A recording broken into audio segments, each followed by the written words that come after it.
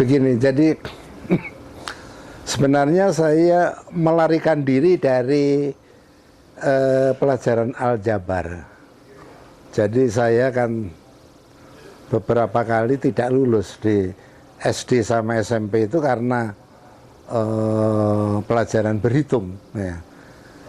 Tahu-tahu ketika lulus saya mencoba masuk di SMA yang tidak ada aljabarnya, ternyata ada aljabar, itu SMA A itu di Margoyudan Solo itu.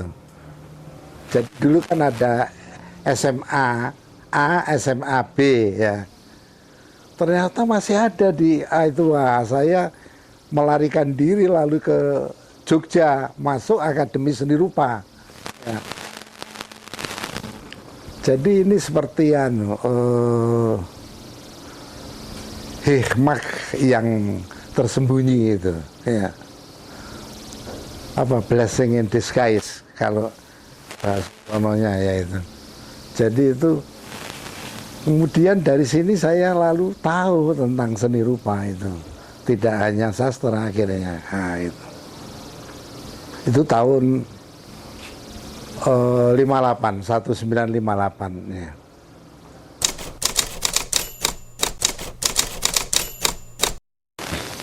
Begini, saya memang ingin menjadi penulis sebenarnya. Makanya saya masuk SMA sastra. Ternyata SMA sastra itu ada aljabarnya. Lalu saya melarikan diri ke Akademi Seni Rupa Jogja. Ya, itu kan Solo itu. Akhirnya saya alhamdulillah malah kenal kedua-duanya, ya sastra ya seni rupa, nah, gitu. Jadi saya sebenarnya biasa menulis cerita pendek, ya. Tidak puisi, tidak novel. Meskipun saya menulis novel juga, meskipun saya menulis puisi juga, gitu. Nah, cerpen-cerpen saya itu adalah gabungan dari dunia yang nyata dengan dunia yang tidak nyata. Itu saya gabungkan itu.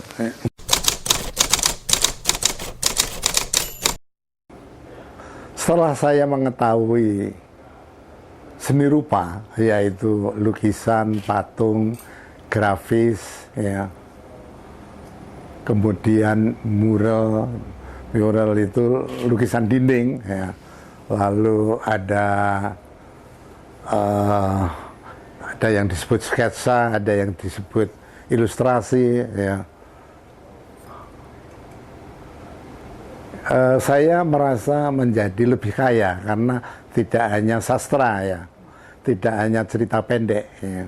Kemudian saya mengembangkan kemampuan itu, ya sastra, ya seni rupa, ya. Jadi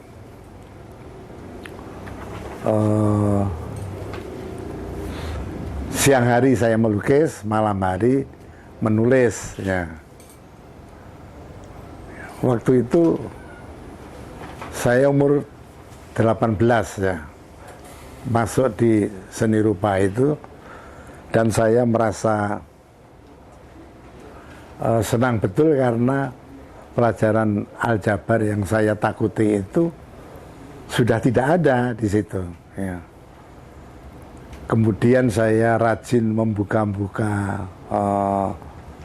di perpustakaan, ya, karya-karya para perubah dunia, ya, sehingga saya lama-lama mengenal, oh ini lukisannya Picasso, oh ini Van Gogh, oh ini Paul Klee, nah, dan macam-macam itu.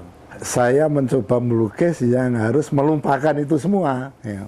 Tidak boleh tokoh-tokoh dunia itu mengganggu, ya. Nanti bisa apa yang saya miliki itu tidak muncul kalau saya hanya mengingat tokoh-tokoh dunia itu. Nah, disitulah saya mencoba mengembangkan nilai-nilai tradisi dari seni rupa kita, ya. Misalnya dari wayang kulit, ya, dari wayang orang, dari tari. Ya. Jadi lukisan saya, ilustrasi saya itu sumbernya adalah Mahabharata dan Ramayana. Ya. Sampai sekarang. Ya. Nah, rupanya itu kekuatan Mahabharata dan Ramayana itu juga menjadi nafas dari cerita pendek saya. Ya.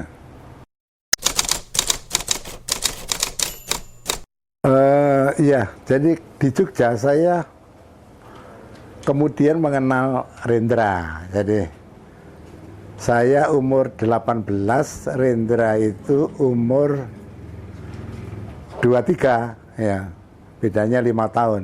Ya. Rendra sudah beranak pinak. Ya. Kemudian ada rencana mementaskan Oedipus Rex. Itu waktu itu sedang hangat-hangatnya Rendra digeluti oleh ide-ide dari teater tokoh-tokoh Yunani, ya. Ada Sophocles, ada Aristophan, kemudian dari Inggris ada Shakespeare. Ya. Nah, saya sebenarnya tidak berpikir tentang kemiskinan, tidak, ya, atau kegagahan dari kemiskinan. Saya hanya melihat bahwa Oedipus ini satu cerita yang kuno, gitu, ya. Terasa seperti dongeng, dan itu ditulis oleh Sophocles yang sudah sekian ratus tahun yang lalu, gitu. Nah, saya merasa bahwa yang cocok adalah goni, kain goni, untuk kostum. Ya. Jadi dulu itu beras sama gula itu pembungkusnya, karungnya itu goni. Ya. Jadi pertama kali dipentaskan Oedipus Rex itu tahun 62, ya. Ketika saya umur 22, Rendra 27, ya, kira-kira. Nah, saya lalu membuat desain untuk kostum goni itu, ya. Jadi seluruh kampung dikerahkan itu untuk, ada yang menjahit sepatunya, ada yang menjahit pakaiannya, ada yang menjahit jubahnya. Itu, ya, menjadi art director dari teater kecilnya Arifin Senur. Ya. Pada waktu itu permulaan beberapa nomor, ada antara lain yang besar itu adalah Caligula karya Albert Camus, lalu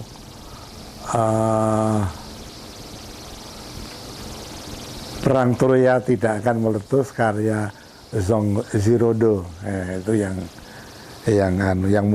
monumental saya bersama Arifin waktu itu. Tentu saja juga ada naskah-naskah Arifin sendiri. Ya. Nah, itu pun kostumnya berbeda. Saya sudah menggunakan kain waktu itu. Bahkan untuk Caligula saya menggunakan tight ballet, jadi kaos-kaos oleh para balerina maupun balerino. Ya, ya.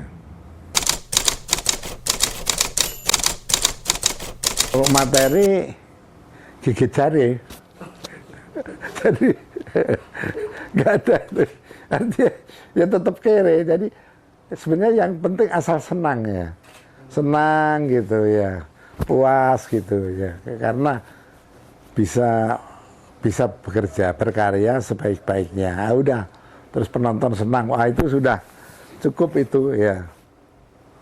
Jadi kadang-kadang tukang yang mengerjakan itu malah punya duit daripada saya, gitu. Jadi saya bikin desain ini kerjakan. Nah, tukang ini hubungannya ke produser dari itu pertunjukan kan, dia langsung gitu, nggak lewat saya gitu. Jadi dia yang dapat duit malah.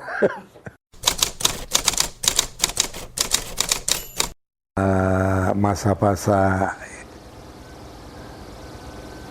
kejayaan tim itu sudah lewat sebenarnya. Kejayaan tim itu tahun 70 ya. Sudah lewat. Nah, sekarang tim harus mempunyai tokoh untuk membangkitkan bara semangat itu kembali ya. Nah, siapa tokoh itu ya nggak tahu ya. Ya. Mungkin harus mengambil dari luar, ide-idenya ditampung lalu dikerjakan ya. Tim harus bisa menyaingi pusat kesenian Salihara di Pasar Minggu, punyanya Gunawan Muhammad ya. Itu kelas dunia itu, dan harga tiketnya murah sekali itu. Saya lihat mengikuti pertunjukannya itu, pertunjukan di New York, di London ya, di Tokyo ya, di California. Saya tahunya ya karena ditulis di situ ya. Dan memang bagus-bagus. Nah, tim itu juga harus bisa seperti itu ya. Masa-masa kesenian saya itu kok sudah lewat. Terus saya memikirkan politik ya gitu. Karena keadaan itu sungguh-sungguh memprihatinkan ya. Jadi saya merasa kok bangsa ini hancur-hancuran gitu ya. Karena tidak ada yang mengabdi kepada bangsa dan negara itu. Tapi ini omongan seorang rakyat kecil yang tidak tahu politik sebenarnya. Mungkin juga omongan saya itu tidak benar ya. Apa mungkin saya terjun di politik misalnya ya. Karena rasanya sangat berat ya. Apalagi ongkos politik itu mahal sekali ya. Mahal sekali.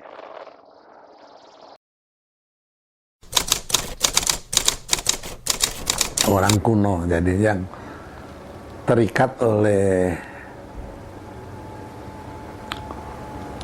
cerita-cerita Mahabharata, Ramayana. Jadi waktu kecil itu saya gemar nonton pertunjukan wayang kulit, dan itu biasanya di dekat kotak dalang ya. Dalang kan punya kotak ya untuk wayang itu ya. Saya di dekat sini duduknya itu, saya untuk pertunjukan jam 8 atau jam 9 itu, jam 7 saya sudah antri, sudah dekat di kotak itu supaya tidak ditempati teman lain, nah gitu. Nah, Ramayana Mahabharata itulah sumber dari cerita pendek saya maupun lukisan saya gitu. Jadi ada adegan misalnya Drupadi yang dikeroyok oleh Kurawa, atau perkelahian antara Rahwana dengan kera-kera ya, atau Rama yang mengejar kijang emas untuk Sinta nah, misalnya. Itu semua sangat mempengaruhi jalan pikiran saya ketika saya menulis, ketika saya melukis. Ya.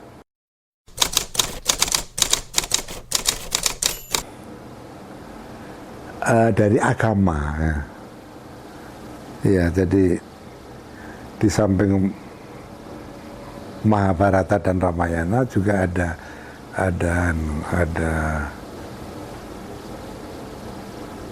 pengetahuan agama di situ saya gali. Misalnya ada cerpen mengenai Salome, tokoh Salome. Ya. Salome itu di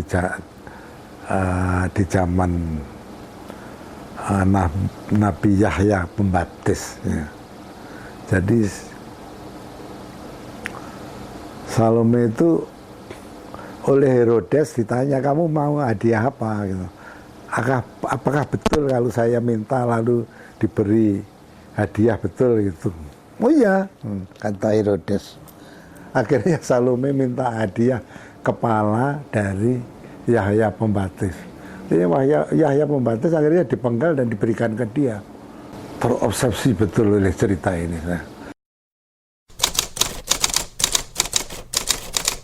Harapan saya tim itu